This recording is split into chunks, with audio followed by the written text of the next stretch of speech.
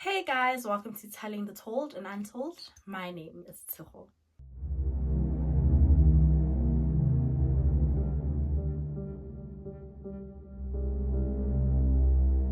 So today I'll be covering the infamous Ananias Mathe case. If you go and search this case, some sources spell his name with one N and other sources spell his name with two N's. So I just decided to spell it with one N, just in case people were wondering or just a bit confused. So I'll be telling this case in chronological order, so not how the police officers first came to find out about it and then connected to other cases, just because I thought it would be easier for you guys to understand. So yeah, with that, let's go straight into today's case. So Ananias Mathe was from Mozambique and first came to South Africa in 1999. His first recorded case happened on the 19th of August in the same year when he broke into Diane and Alwyn Hirsch's house and stole their car as well as their music system. So throughout 1999 to 2002, he would break into people's houses. He would have a gun in one hand and a torch in another hand. And he would also poison their dogs just because he was scared that they would wake up their owners, by constantly barking and everything. So he would just get that out of the way. It's also important to note that throughout these 3 years, he would not rape any of his victims.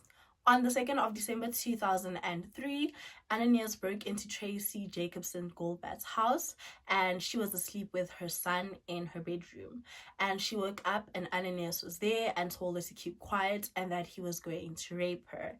He then started to unzip his pants and just before he could take them off, Tracy decided to fight back. So she just would kick him, she constantly kicked him, and one of these kicks hit the hand that had the gun in it, and this is when the first shot went off, but Tracy didn't know that she had been hit. After this, Ananias took her into the passage and Tracy still decided to fight him off. She was just fighting for her life. And there was a security gate as well as a door. So she managed to push Ananias outside and close the security gate quickly. And this is when he decided to shout, hey, you can't do that, let me back in. And then she just decided to close the door very quickly. But before she closed the door, he fired a couple of shots inside. At first, Tracy didn't realize that she had been hit, and so she looked down and she was covered in blood. She had been shot 3 times in her upper body, once in her left breast, once in her arm, and as well as in her right lung. And unfortunately, they couldn't take out the bullet because it was lodged really close to her spinal cord, so they just decided to keep it in. Fortunately, Tracy was able to fight off Ananias, but other women wouldn't be so lucky. In June 2003, Ananias committed his first rape. It was a 19-year-old woman from Northcliffe. 10 days later, he was arrested in Alberton and police officers found him with sausages that he would use to poison the dogs, and they were laced with insecticide. And after this, Ekurhuleni police officers decided to take him to the police station, but he was later released, and still unknown why they decided to release him and when, but no files were ever charged. Ananias continued his crime spree all throughout 2004 until he was arrested on the 24th of April of the same year. He was in possession of items that had been reported stolen from a house break-in. He was then taken to Pretoria Magistrates Court and was granted bail of 500 Rand, which he paid, but he evaded trial. And it's also important to note that at this time, police officers hadn't linked him to the rape of the woman in Northcliffe, as well as Tracy's attempted rape and all of the house breakings that had happened in Gauteng from 1999 to 2004. After he's released, he returned to Parktown and attacked several residents. In August 2004, he broke into Charles Pringle's house and he was with his wife, Julia. So the incident happened at about 3:30 in the morning, but Ananias had been there from about 1:30 to 2 o'clock. And we know this because the dogs started barking around this time and it abruptly stopped because he poisoned them and killed them. So Charles woke up and saw the small guy in his bedroom and started throwing profanities at him, telling him to get out of his house. And Ananias didn't move a muscle. He didn't seem scared or anything. He just lifted his arm and shot Charles in his collarbone. And at this time, he had already had the car keys and just got into the car and left. When Charles and Julia went outside, they saw that their 2 dogs had been poisoned, and they said that there was so much poison in the sausages that Ananias had given the dogs that they didn't even have enough time to chew them. Like you could still see the sausages in their mouths. From Parktown, he went to Parkhurst, where he raped a 28-year-old woman who had a master's degree from Wits University. A couple of months later, on the 8th of December, he raped a ballet dancer in her Parkhurst cottage. 8 days later, on the 16th of December, he raped a woman in Pretoria in a similar manner. So Heidi Slot was asleep in her bedroom when she heard noises in her office and woke up. Then she saw a light also just flashing around, so she decided to switch on her bedside lamp. And this is when her bedroom door opened and a man was kind of like peeping inside, and she just started shouting at him and telling him to get out. He then just replied with, "I'll shoot you," and came into the bedroom. She didn't want to fight him off because she thought there could be someone else in the house, so she just decided to comply with what he was saying. He told her to sit on the couch that was in the bedroom and then left for a couple of seconds, and when he came back, he had her hair dryer, which he tied her legs with. He then got a cable from the speakers that were in her bedroom and tied her hands above her head. After this, he left for a couple of seconds and went to the kitchen, and when he came back, he had a butcher knife. He then told her to open her legs, and she just replied that, "I can't open my legs because you tied them," and took the knife and then cut the wires off of her legs. And this is when she knew that she was going to be raped, and just asked him, just to leave her alone, and pleaded for her life and told him that she was of no value to him. And he just really didn't care. He then decided to start unzipping his pants, took the knife and then cut his jeans on one side and then the other side, took them off, and then started raping her. He only stopped when he heard a car outside, and then he went outside to go see who it was and saw there was a security car driving on the street. He then went back to Heidi and asked her how he opens the gate, and then she told him how, and a couple of minutes later she heard the sound of her car. It was at the 4th scene that investigators found out that they had a serial rapist on the loose. So they found a fingerprint on one of the light bulbs, and the fingerprint analysis recognized the fingerprint and connected it to other scenes, and that's when police officers knew that they had one person that was committing all these crimes. After investigation, police officers linked the fingerprints to a Mr. Kosa, but it turned out that it was used in a fake passport. On the 31st of January 2005, Ananias Mathe was arrested in Kensington. He was asleep with a woman in one of his hideouts, and police officers finally located him after an informant told them that he had returned from Mozambique. Ananias was kept at Johannesburg Central Police Station High Security Facility. 3 months later, on the 2nd of April 2005, Ananias Mathe escaped. So basically, he broke off a pipe from the central heating system, and after this, he was able to get the cell bars open and tied his bedding as well as some of his clothes into like a rope and escaped through there. And as he was going down, he managed to stop for a couple of minutes and write "FU" on the wall. After his escape, Ananias continued his crime spree in other provinces, and he would occasionally return to Parktown. The police were constantly searching for him day and night, and they also had informants. He was finally arrested in November 2005 when they were able to link him to a rape that happened in Germiston. And during this rape, he forced the boyfriend to watch as he raped his girlfriend. Ananias Mathe was kept in Pretoria C-Max prison, and on the 6th of April 2006, he tried to escape, but he was unsuccessful. On the 18th of November, he escaped, and it said that he rubbed Vaseline all over his body and kind of like slid through the burglar bars, the cell bars. And it's important to note that they were 20 centimeters by 60 centimeters, which is like really small, but he was also described as like a very small man. After this, a couple of sources came out and said that he had bribed the wardens of the prison with 80,000 rand. And after the wardens had received their money, they decided to uncuff him and take off the metal things they keep on their legs. It's also important to note that during this time, C-Max prison was extremely understaffed. They had 5 inmate observation towers that basically just faced the prison all across the prison yard, and at this time only 2 of them had officers inside of them. And also Ananias's catwalk that his cell was on was not observed regularly, so they didn't have regular checkups on the inmates. So it's just up to you whether you assume that he rubbed Vaseline all over his body and escaped, or he paid a bribe.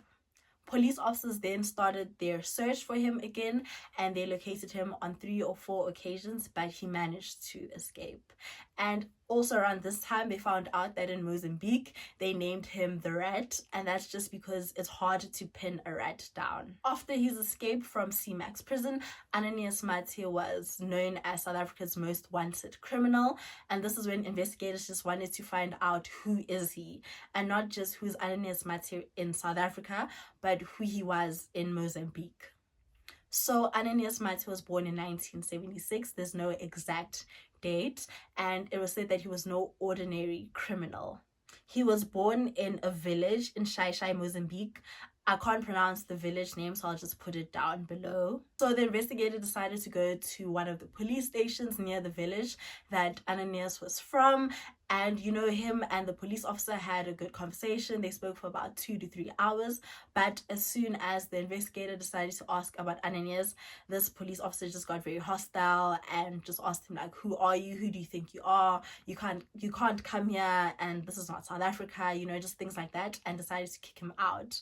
And the investigator was able to find out that a lot of police officers in Mozambique had profited financially from Ananias, which could also explain why the police officers were so hostile and just didn't want to answer any questions. After this, the investigator decided to go to his home just to go see his family and see if they wanted to talk, and they did. And then they found out that Ananias had a mother. His father had passed on at this time, and he had 2 wives, Elizabeth Mashoni and Celeste Mamat. He had 7 children and 2 grandchildren, and he would also look after his brother's children. I couldn't find out if he had more siblings, but he did have a brother. When the investigator also got there, he found that Ananias was building his family a mansion, and they were still building it, but he could see that it had like 6 bathrooms, and it was just like a very, very big house. I mean, it was a mansion. On the 4th of December 2006, Ananias Mathe's crime spree would come to an end. Ananias broke into the house of Cameron Michael John, and she woke up at around 10 to 6, but he had been there probably any time after 5 and left at 6:15. So she woke up and she saw him, and he told her to go back to her bedroom and just keep quiet. And at this time, her daughter had also woken up, and he told her to take the daughter to just put their heads down and to keep quiet.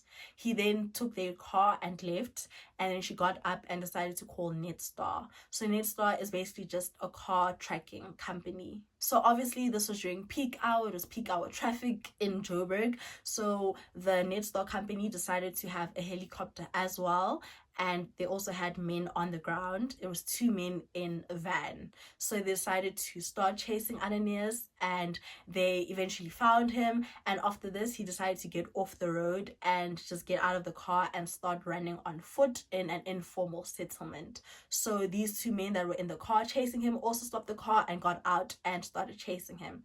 And when Ananias saw that they were nearing him, he had a black bag on him and just decided to throw it on the floor, on the ground, and then he just continued running and running. And he was wearing a bright orange shirt as well, and because of the helicopter, he thought that, okay, they're going to see this top, and decided to take it off. And that's when the helicopter just lost track of him. So when the 2 men that were on the ground got to a certain area, they told the helicopter hey, we can't see him, where is he? And they said, no, we saw him get into a house around this area, so he should be somewhere there. So these two men decided to go into the house, and there were two little girls, and then they told them that, hey, no, we're police officers. And then they decided to call their father, and their father came out and they said, hey, a man ran in here. And then they searched the house, but they couldn't find him, so they decided to leave. And literally, as they just walked out of the house, the father shouted, here he is, here he is. And they went back and they arrested Ananias Mathe. So now that the two men had Ananias, they decided to walk back to their car, but first they decided to search him. So the orange shirt that he had on, he wrapped it around his left arm, so right like around his wrist here, and then they found nothing on him, so they just decided to continue walking. So one man was walking in front, the other man behind, and Ananias was in the middle of them. And suddenly he decided to just turn around and then stabbed one of the men under his right eye. And then he said that he just remembers like there was just blood everywhere. He couldn't see that well through his one eye, but he managed to take out a gun, and then he shot Ananias once and he just continued running. Shot him a second time, he continued running. And the third shot is when he finally collapsed. When they got to him, they realized that he had hidden a knife in the shirt. Obviously, Ananias had been shot 3 times, so they wanted to take him to Tembisa Hospital, but they received an anonymous tip that there were people around the hospital, you know, like with guns just waiting to ambush them and get Ananias away from them. So I think that just goes to show you, like, just how many people knew him, or how many people, like, needed him or were just willing to help him escape. In January 2007, Ananias's trial began, and it was extremely hard just like trying to look after him. He was constantly surrounded by police officers when they would transport him. They had built him his own special cell in hopes that he wouldn't escape again. And throughout this trial, he was described as like a very small man. Some said he just looked pathetic, and they couldn't believe that he was the man that had like robbed them or sexually violated them. It also came out in trial that he had had military training, but that is still highly disputed today.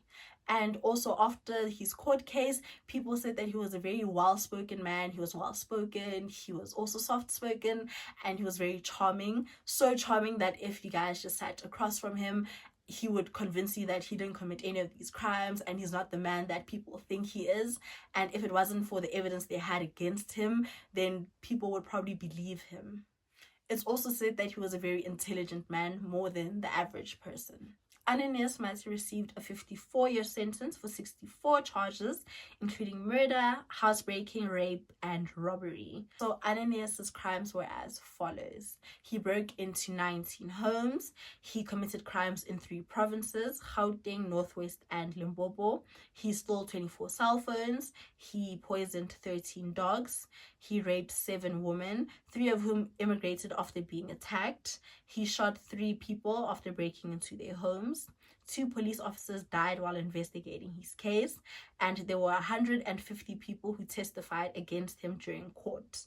And there were 2 witnesses who were supposed to testify against him but disappeared before they could. Ananias Mathe died on the 27th of December 2016 at just the age of 40. He died at King Edward Hospital after having been sick for about a month, but some people still believe he's alive today. And that is it for today's case. There's a documentary I watched about this case, but I don't really like it because they just put like dates and then show you like what happened, but they don't tell you what happened. So if you don't know the case, you won't really know what's going on in that scene, but I'll link it below if any of you want to watch it. And yeah, I hope you guys found this case interesting, and if you guys have any theories or any comments you have, just please leave them down below, and I'll see you guys next time. Bye.